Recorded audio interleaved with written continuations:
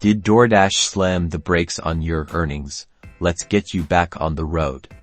Account deactivation can be a major setback, but it's not always a permanent one. This video will give you the step-by-step guide to reactivate your deactivated DoorDash account. First things first, locate the deactivation email from DoorDash. It's crucial because it spells out the exact reason for the deactivation. Was it low ratings, order issues, tools violation, or simply inactivity? Pinpointing the reason is step 1. Next, gather your evidence. This is where you build your case.